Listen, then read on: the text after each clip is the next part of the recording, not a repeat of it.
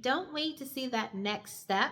God moves differently. And so often we think that blessings need to happen in order, that you need to complete step one before you can get to step two and to step three, that things need to logically make sense. And God doesn't work that way. God doesn't need your order. God doesn't need your logic. God does not need your sequence to move, because whatever you're looking for, whatever the sign, the confirmation, that next step that you're waiting for, what if God completely just skips that step and you're over here just sitting like, oh, like I'm just waiting for step 2 to happen, while in behind the scenes God is like, you're focused on step 2, I'm about to take you to step 6. Get ready, girl.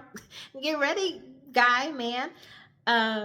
So I just want to encourage you to keep trusting God. Keep trusting God, to surrender, to not limit God, because in Isaiah 55:8 and 9, it says that his thoughts are not our thoughts, that his ways are not our ways. And so often, we're stuck on what we think should happen next, or that we need all these certain qualifications before that door can open. Not. Mm-mm.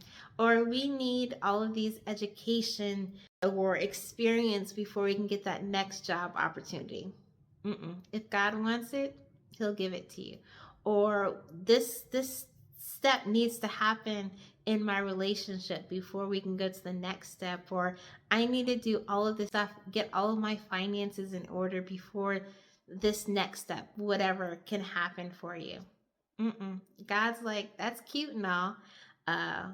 Goals are good. Goals are good, but I don't need your steps. That's what God's saying. And so just encouraging you to don't limit God. Don't limit God. Keep trusting, and don't be so fixated and settled on looking and awaiting for that next step that you can completely miss what God has awaiting for you. So if you are trusting God, I just want you to drop in the comments, I trust you, God. And if this message encouraged you, go ahead and follow for more.